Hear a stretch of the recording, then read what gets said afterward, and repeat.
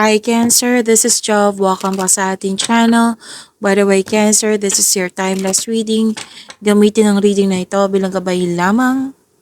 Tandaan Cancer, ito po ay general reading.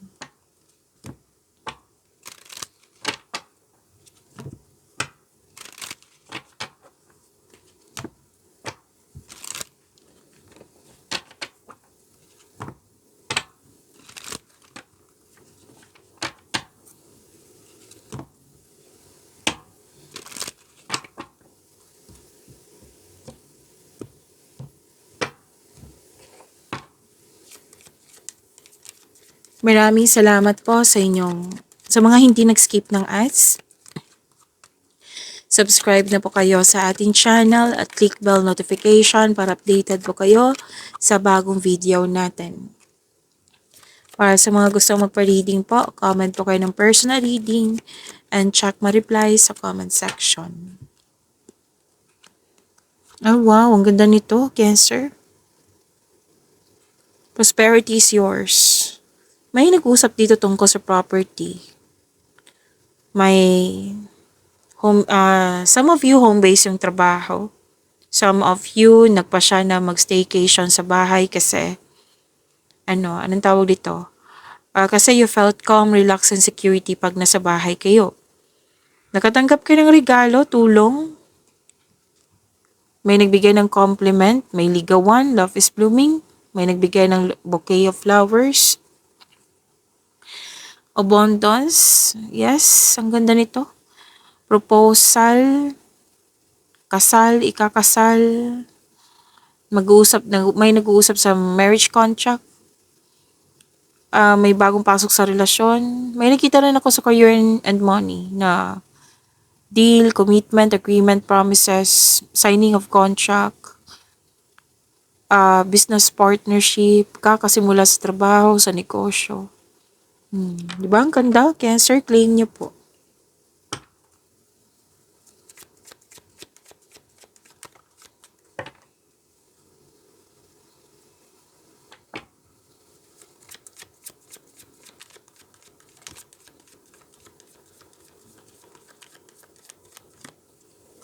Energy, Cancer.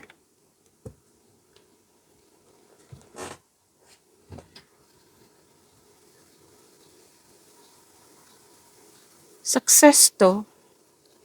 Oo, may na-receive kayo na blessings at naging generous kayo sa kapwa nyo. And andito din yung abundance. Kunin ko lang. Ito abundance na sinasabi. Abundance din dito sa tarot card nyo. You have abundance in life. Mahusay kayo sa buhay, maparaan, mapasuporta, maalaga. May nanganak, may mabubuntis, may buntis, may mag-start ng family. May advice ang card nyo dito, Cancer, regarding sa relasyon to. Na magtiwala at magbuo kayo ng lasting partnership.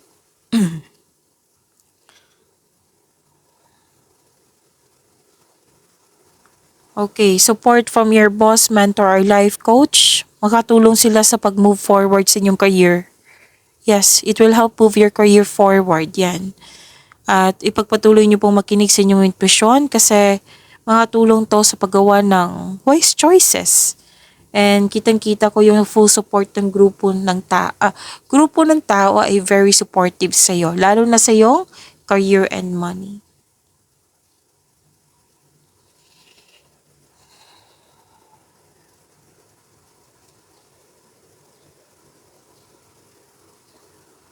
Choices, future plan. Andito rin yung partnership, Yung sinabi ko kanina na partnership, dito din. At dito sa dalawang card na ito na may partnership ako nakikita. May ambisyon o ideyang gustong gawin. So, this card asks you na magawa ng plano para sa, excuse me po, para sa mga plano, para sa hinaharap. Ayusin ko lang. This card asks you na magawa ng mga plano para sa hinaharap. Yan. Wag lang kayong mainip ha. Wag kayong mag-rush. Okay? Wag kayong mag-rush para kasi nagmamadali kayo dito kasi mukhang naiinip. Yan. Habaan niyo po yung pasensya niyo. And may nakita ko ditong isang tao na very supportive sa iyo. Natutulungan ka ng taong ito para makamit yung layunin mo sa buhay. May nakita ko ditong bagong relasyon which is lumabas dito at dito din. May travel.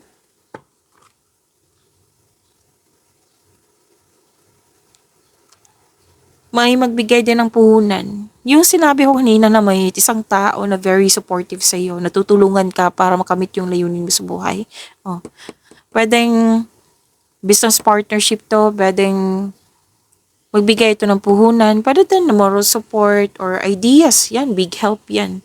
Para palakihin ang iyong mga idea at dalhin ang iyong mga plano sa susunod na antas. So yun po ha, makinig kayo sa inyong intuition kung pwede kasi it will guide you sa isang malaking desisyon.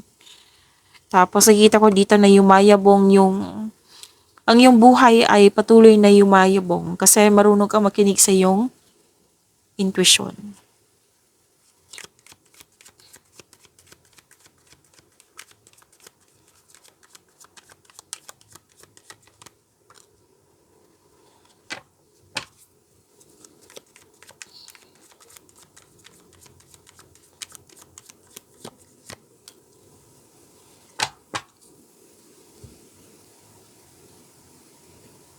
Career and money ni Cancer, nagkaroon ng conflict dito. Umiwas po daw kayo sa toxicity. Dalawang card na po nag-advise niyan. Kasi may toxic dito na makinig kayo sa inyong intuition kasi it will guide you away from toxicity. Pero kung kaya mong kausapin, go ahead. Okay? I-address mo yung hurt feelings mo. And pwede yung situation, pwede din sa isang tao. Pero may nakita akong tao dito na toxic So, let's say, example lang po ito kasi may nakita kasi akong response na mas lalong lumala yung situation. Like, naging masama yung tao. Like, masama siyang magsalita. Masama yung mga ginagawa niya. Tapos, nag-response ka kasi it might be puno ka na. And that is, your emotion is valid. Pero, ang sabi kasi ng card dito na mag-ingat lang sa mga sinasabi at ginagawa. Kasi, minsan, di ba, pag sumabog tayo, minsan kasi yung mga response natin na hindi natin kontrolado, masabi natin yun, na hindi naman natin minimin. Yan. So, ingat lang po sa response. Kasi kung mag-response kayo, nagalit kayo, or hindi maganda yung, same pa rin yan yung hindi ka ayon. Yan. So, ingat lang po sa sasabihin mo or sa response mo. Kasi nakikita ko talaga dito parang mas lalala yung, like, mas magalit yung taong pasaway. Yan. Oo. So, dalawang card kasi nagsabi dito na may tuto sa inyong desisyon, ideas or plano. Siguro, hindi mo in-expect na itong taong ito ay hindi pala supportive. Nasa tingin mo sa kanya, supportive to, pero hindi siya nagsusupport sa iyo. It might be mahilig siyang manipula. Yan po. We cannot control everyone Kahit sino man yan. Oo, hindi we cannot control everyone. So, mag-focus kayo sa makontrol nyo in order to find peace. Let go muna po ang hindi mo makontrol. Kailangan kasi na pag-unawan yan, okay, yan yung opinion niya, eto yung opinion ko, so mas maniwala ko sa sarili ko. Okay? Tapos kung gusto kung malapit to sa iyo, then why not mag-usap kayo ng mahinahon? And kumbaga, baka may sarili talaga siyang opinion, nanindigan siya. Pero alamin mo kung bakit siya ganyan. Baka may experience siya na may matutunan ka din.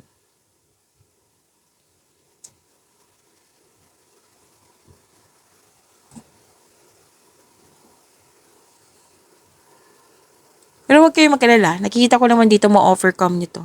You have to accept the fact na may ganyan talaga and free yourself. Kasi nabibigatan ka napektuhan ka sa mga response sa mga nangyari. So, you have to free yourself. You must process this kind of, pwedeng hindi kayo nag-usap. Yan. Allow yourself na magkaroon ng healing. At mag-move forward kayo into a new direction. Yes, may new direction po. Basta kailangan lang po ng pagtanggap. And you have to move forward.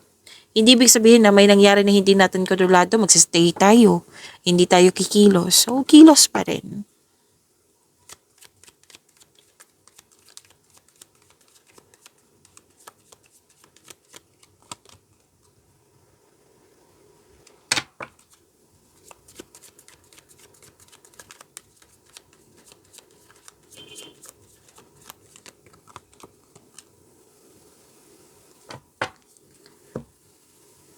Okay, wag niyong kalimutan na mag-subscribe sa channel natin at i-click yung bell notification para updated po kayo lagi sa ating reading.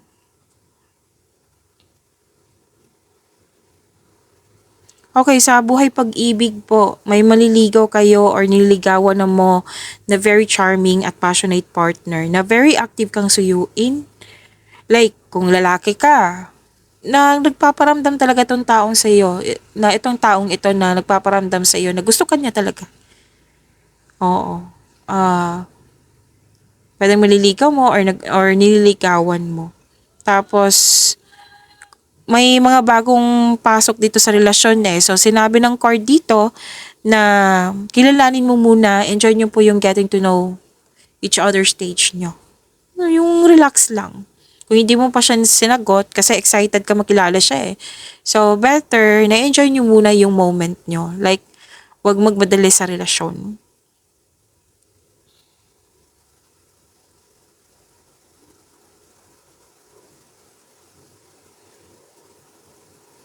Okay, so, sinabi pa rin dito, dalawang card na mismo nagsabi na wag magmadali kung pwede po. Kung hinihintay mo pa siya, may ibibigay ang tadhana sa'yo. May tao talagang nakatadhana sa'yo. Kailangan nyo lang magtiwala sa divine timing. Sa mga relasyon, may emotional intense na mangyayari. Ang taas ng trust level nyo sa isa't isa. Oo, this may lead to the next level sa inyong relasyon. Pagyamanin niyo po yung blessings sa binigay sa inyo, Cancer. See you tomorrow. Maraming salamat po.